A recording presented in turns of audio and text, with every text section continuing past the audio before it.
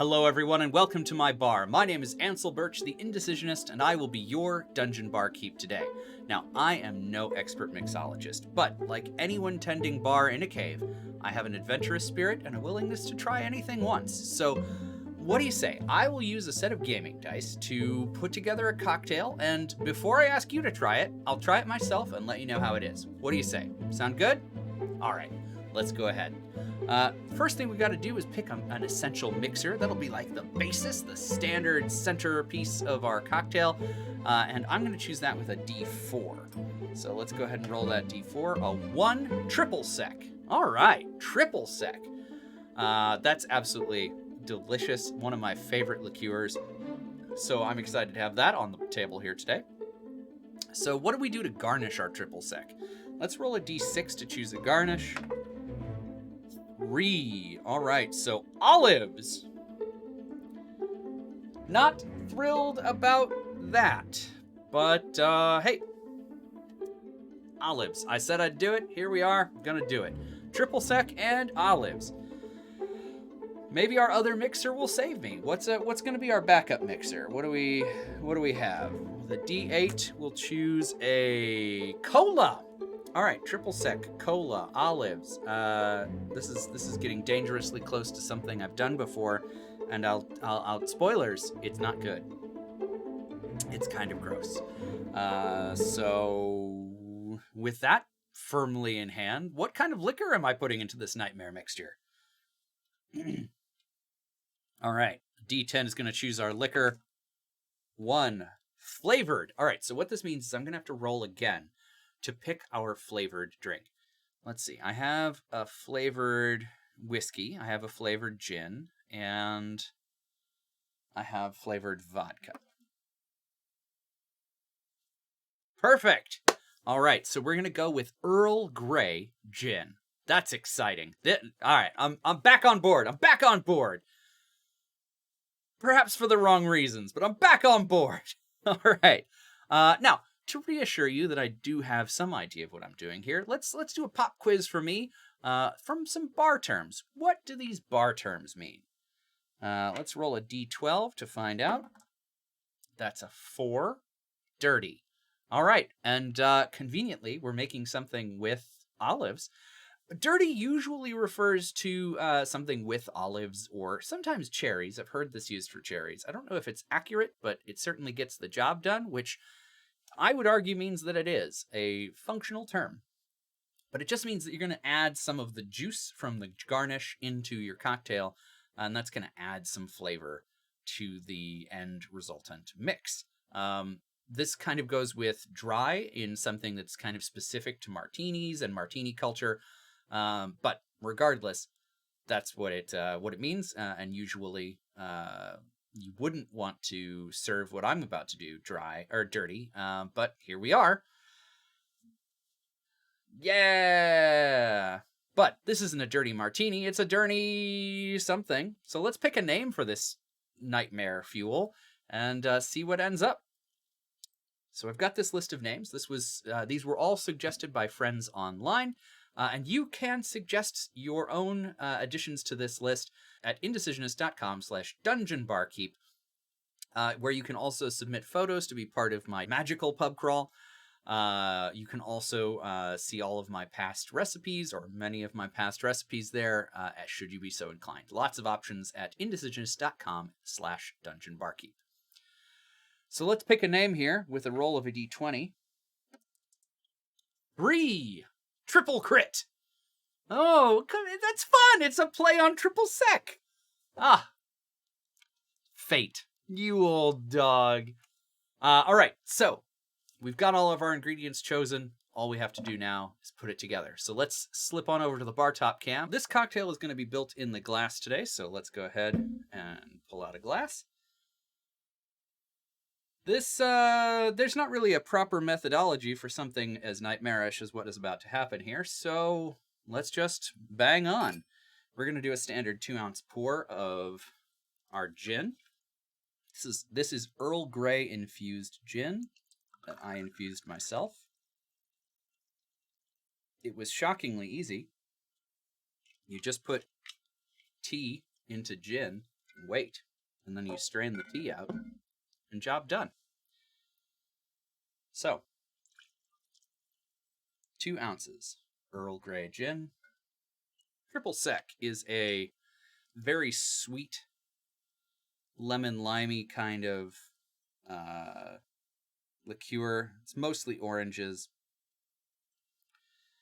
And I want a light pour of this. We're going to do 3/4 of an ounce.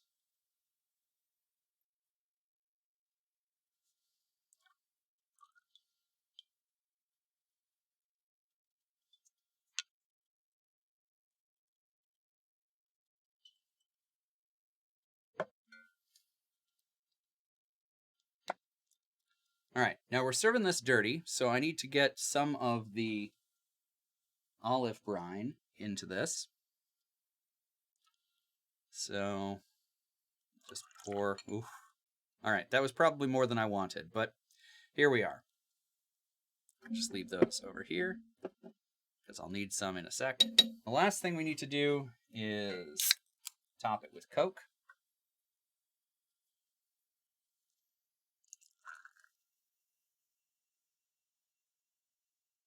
For your benefit, I'm measuring this. Normally, I would just sort of top it. And before I pour this in, we're going to do 4d6 of cold damage to this drink.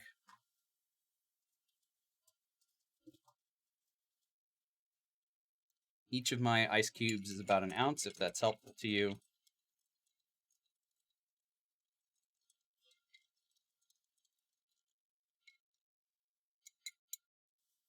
All right, so here's 2 ounces of cola. And we'll do a further 2 ounces of cola.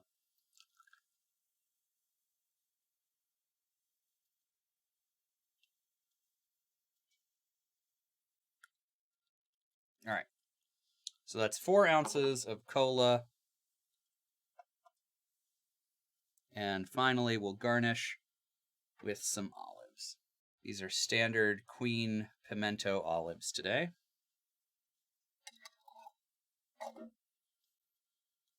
And there we have it.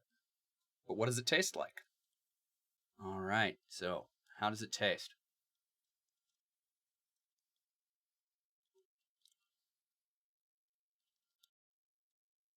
Oh, God.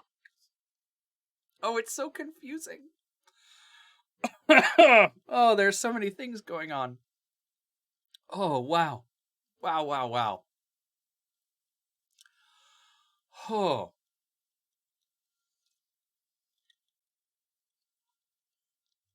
How do I give tasting notes on this aside from nope? Nope, nope, nope. All right, so I've commented many times on cocktails made before about how the olives kind of take a back seat and don't really do much. Turns out all you need to do is pour an egregious amount of olive juice into the cocktail and does the job. It does the job. This tastes heavily of olive and Coke. Those are the 2 main notes I'm getting right now. Olive and cola. The triple sec is in there, but it's like the 3rd thing you notice, and that's only if you're really listening for it. If you're really paying attention, you can tell that there's olive in there. But it is taking an extreme backseat. Or, sorry, triple sec. You can tell that there's triple sec in there, but it's taking an extreme backseat to the olive and the Coke. The gin, you can't smell it.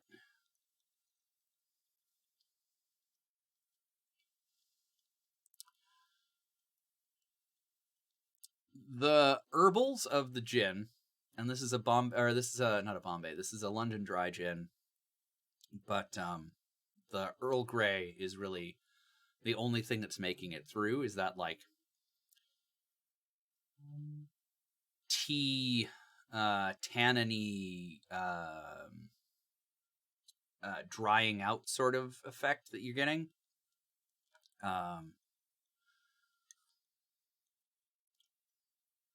So all the worst parts of tea and none of the best parts. So yeah, it's tannins and olive juice and Coke. That's what this cocktail is.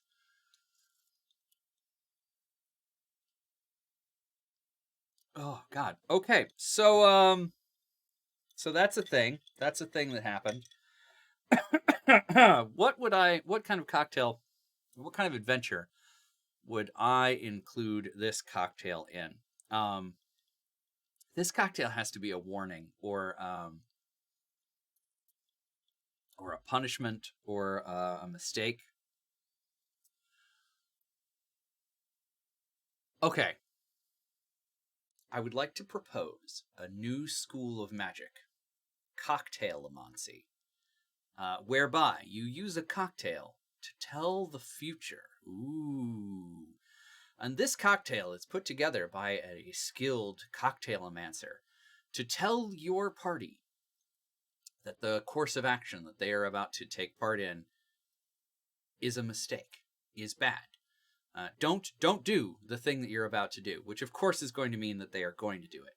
That's just how parties work. Yeah, I feel like a skilled cocktailomancer can put together a random cocktail, much like I do. But unlike I do, they would be able to use this nightmare fuel to tell the future or to predict something or to help in your decision making, which I guess are all the same thing. It's kind of like reading tea leaves or tarot. Anything that you're sufficiently deepened in, anything that can be randomized and can be used to make an augury could be used to tell the future. And I think that this is another example of that. You don't know what you're going to get. You're putting together things based upon people's preferences or randomization. You're letting fate decide to a certain extent, and the end result is in some way can be read or understood or interpreted to predict your future. And I think this is exactly that.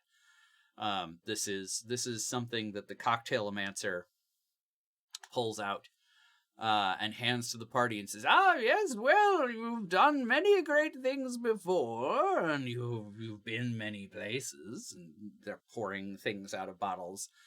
So, will you be able to defeat the Lich? One way to find out. How is it? And they make you describe it, and it's awful, and they're like, well, it sounds to me like your future has been soured by whatever these olives represent. What do olives mean to you, my boy? And you go from there. I think that's it. I think that's the only way to work this into an adventure, or one of the few ways to include this in an adventure.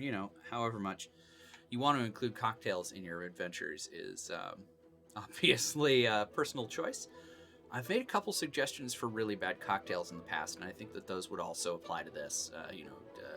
Something where it's an absolute tell that somebody is in trouble, that they ordered something like this, and it's supposed to give you a clue or hints, or it's a code.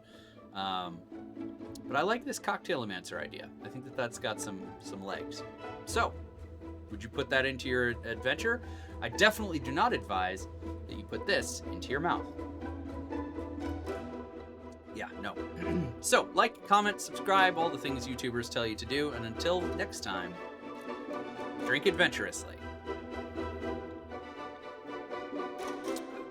Why do I have to keep drinking it?